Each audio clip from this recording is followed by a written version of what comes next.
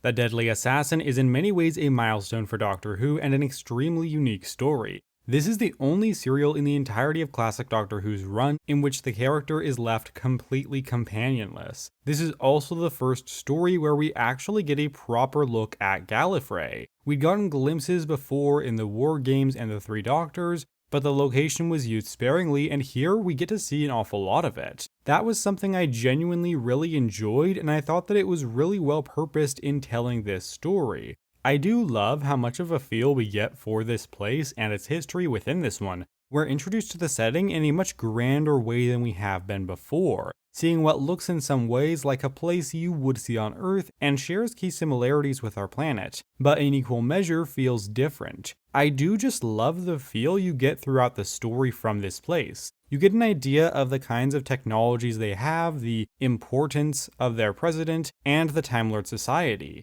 And one of the things I really enjoyed seeing was the look of the place, and that look and feel are largely determined by the location, its size, its lighting, all of these different elements and more, including who is actually in that location. This space of Gallifrey is used very well to do a bunch of different things. It's often brightly lit with loads of people to give us a glimpse at this Time Lord Society. We don't get a clear picture as to who all of these different people are, what these different colored robes actually mean, or much about what these people do, but we get these glimpses into Time Lord Society, which I mostly found to be quite intriguing. We also get to see this cloaked figure hiding in the shadows, and it is clear that he has an important role to play, but it's not readily apparent exactly how, and I love the way the sequence is shot and presented. Things like this really spice up the story and help to tease out what's to come throughout this one, as well as contributing to the presentation of Gallifrey. I also wanted to quickly show you the different ways that the exact same space is used in two different scenes. Here we have the Panopticon before the president is set to announce his successor,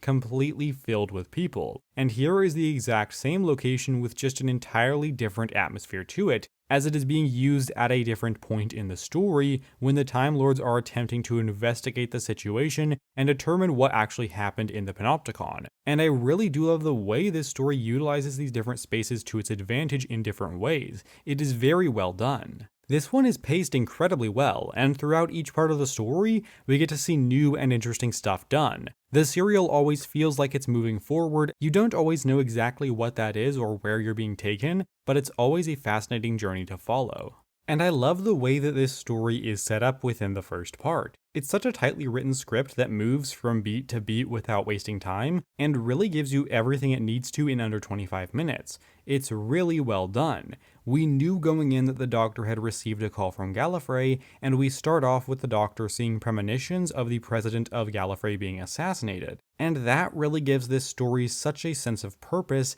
and helps in grabbing and holding your attention throughout the first part of this one. Tom Baker is quite good in here. It's definitely a little bit of a different portrayal than we've seen from him up to this point, and I think that is largely by nature of the tone of the story, which is in places a bit of a darker one. He's really good in the main part, and it is quite interesting to see him without a companion for a story. I don't think it would have worked for the Doctor to be without a companion for a long period of time, but this story serves as quite an interesting and unique one in that way. He's definitely less comedic in fitting with the tone of the story, but he does have his occasional moments of levity throughout this one, and I also feel that it was nice to have a break before introducing the next companion because Sarah Jane's departure was so tragic for me. I felt that this break before we're introduced to somebody else was very helpful in preparing me for the Doctor traveling with somebody who was not Sarah Jane. This will serve as your spoiler warning for the Deadly Assassin, so skip to the time shown on screen to avoid those spoilers. There is quite a bit going on within this serial, and you definitely don't want it spoiled for you if you have yet to check it out. And with that said, let's continue.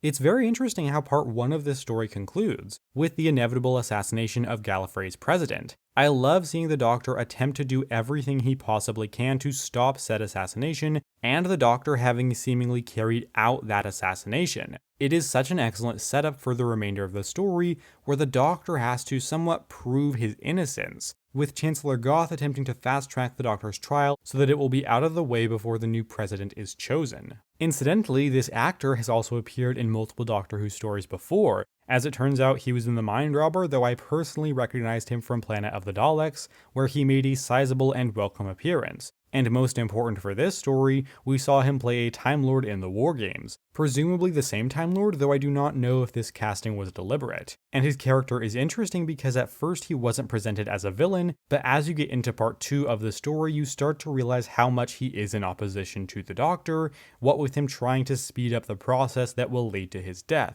And we'll talk a little bit more about this soon. I love seeing the Doctor working to prove his innocence, primarily in the second part of this story. It was a really great sort of mystery that was a lot of fun to see the Doctor trying to work out as he attempted to prove his case to Castellan, one of the more prominent characters in this story, who, by the way, didn't entirely work for me, but worked well enough for how he serviced the story. And one of the ways this story served in adding to the Gallifrey mythos was with the introduction of the regeneration limit, with this being the first story where we learn that Time Lords can only regenerate 12 times. Because I've grown up with Doctor Who quite aware of this fact, it is a little bit difficult to separate myself from that knowledge and critically think about that decision and the effect it had within this story and the future of the show, as it is so ingrained in what I know about Doctor Who, but I don't think I take issue with this choice as it did enable them to do something quite different and interesting with the Master, which I'll get to very soon. Well, he had some sort of plan. That's why he came here again. After the 12th regeneration, there is no plan that will postpone death.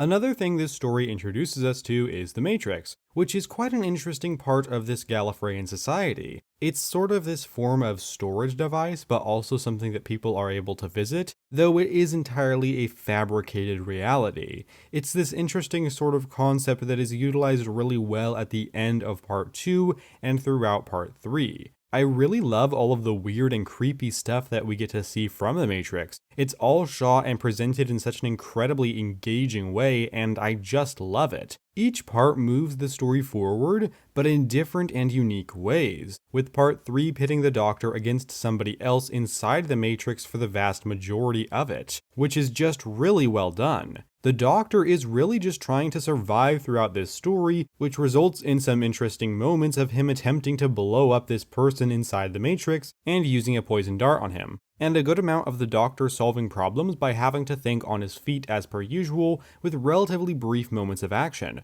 All of this culminates in quite a dark cliffhanger of the figure trying to drown the Doctor. The producer of this era, Philip Hinchcliffe, would later go on to say that this ending for part 3 was actually too dark. And that's okay, he made it, so he's allowed to be wrong.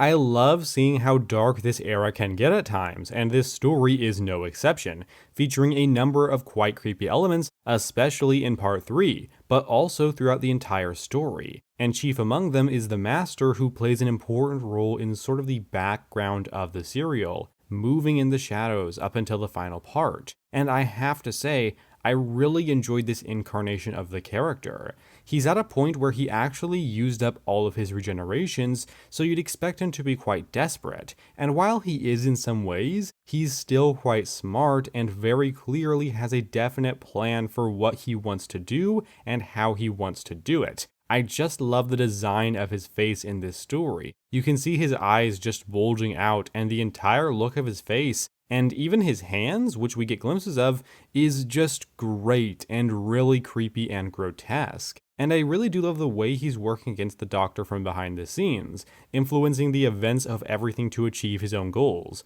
Unsurprisingly, he wants to be able to regenerate so that, he can live. Like, more so than he is right now. And he also wants to destroy the stellar system where Gallifrey resides. His goals are pretty simple, but I do like it as a motivation for this character, because he's basically at the end of his life to the extent that he still has one. So he's not doing his usual scheming that happened in the Third Doctor's era, where he would try to destroy the world or do whatever he wanted for the story. Instead, the character needs to ensure that this plan really does work, otherwise it is all over. so I think that really helped in making this an even more memorable Master story. It's not just the angle at which this story is approaching the Master, it's also the actual portrayal, and I think Peter Pratt does quite a good job of portraying this character. Now, this is quite notably the second ever incarnation of the character, replacing Roger Delgado about 4 years after his final appearance in the show. Now, I don't really want to compare these two and say one is better than the other, but I do want to say that I think this was a great follow-up to that portrayal. Peter Pratt's incarnation is a one-off, so we don't get a ton of time with him, or a lot of scenes where he gets to interact directly with the Doctor, but he works extremely well for this one-off, and the scenes he does get with the Doctor are really good. In the wider context of the show as a whole, I wouldn't be surprised if he doesn't end up coming all that high on my list of Masters were I to make such a ranking. But that wouldn't be because he's bad in any way, it's just that we ultimately didn't get very much time with him, which in some ways is quite a shame, but I enjoyed the time we got in this story, as he was quite good and effective for what they needed him to be. Don't give him the sash I anymore. have suffered long enough from your stupid, stubborn interference in my designs. Now we are coming to the end of our conflict, Doctor. Why have you brought me here? As a scapegoat for the killing of the President. Who else but you, Doctor? So despicably good, so insufferably compassionate. I wanted you to die. And he plays a much bigger role in the final part of this story, where everything starts to come together for him after the Doctor successfully makes it out of the Matrix and the Master comes dangerously close to destroying the entire stellar system. I like the way things came to a head in this final part, with the Master actually tricking everyone into thinking he's dead to be able to get to the Sash of Rassilon and destroy the Eye of Harmony, which we're also introduced to in here. And we learn that it basically brings balance to all things. It's actually a surprisingly well executed action sequence, which I rather enjoyed and felt like a fitting end to the story, with the Master seemingly having fallen to his death. I promised we would talk about Chancellor Goth. It turns out that he plays a bit of a villain in the story, helping the Master in his goals and even playing a crucial role as an enemy of the Doctor in Part 3. It definitely wasn't the biggest of surprises, but I thought he did quite well in the part, and I enjoyed seeing him play a very different character to what we had gotten in Planet of the Daleks, where he was a much more heroic character. He's really able to pull this off quite well, and I appreciated his presence in this story. And I love how all of these parts which I have talked about feel so different from one another. The first one builds up all of this interest around the premonitions the Doctor is seeing, leading to the investigation we get in the second part, which leads to the Doctor visiting the Matrix in the third part, and everything culminating in the Master nearly destroying Gallifrey and, yeah, ultimately escaping to be seen another day. So it does all of these distinctly different things which all feel different from one another, while also fitting as a smaller part of the bigger narrative of this story. It's all really well done and results in a great, incredibly well-paced and executed story which offers something different from what we've gotten previously in Doctor Who. And although I do have a great deal of positive things to say about this episode, oddly, there aren't any female characters in the entirety of this 4-part story. And that's a bit weird, isn't it? Not even the background characters? I don't want to overinflate this issue to something bigger than it is, but I do think it is such a shame that every single person in this story is a man, because why does Gallifrey have to be so limited in the kinds of people that you can show? It's just not particularly inclusive, which is a problem Doctor Who has always had, but whatever. It doesn't genuinely lessen my opinion of this story and its quality, which I do really enjoy, although the computer was voiced by a woman, but that's obviously not a character, it's a computer. Overall, I had a fantastic time with this one, and I thoroughly enjoyed the ride it took me on, giving so many different flavors to one story, and offering a bigger look at Gallifrey, adding to its mythos and expanding upon it in ways I found to be quite interesting. I loved seeing the Doctor deal with the threat of this story largely on his own, which allowed us to get a bit of a look at the character we haven't really seen up to this point. This is a truly excellent story which feels utterly unique for the show, giving the audience something Doctor Who in some ways had failed to do up to this point. I thought this was a brilliant serial, and I'm going to give The Deadly Assassin a rating of 9.25 out of 10. And that does it for this review. Be sure to let me know what your thoughts are on The Deadly Assassin down below. I am interested in what people will have to say about this one, as it is in some ways a game changer for the show, while also not really changing anything fundamental about it, if that makes any sense. So I hope to see you around this upcoming Sunday for a review of The Face of Evil, and if not, that is absolutely fine with me, so long as you know that I appreciate your time here today. And with that said, thank you very much for watching, take care, and have a lovely week.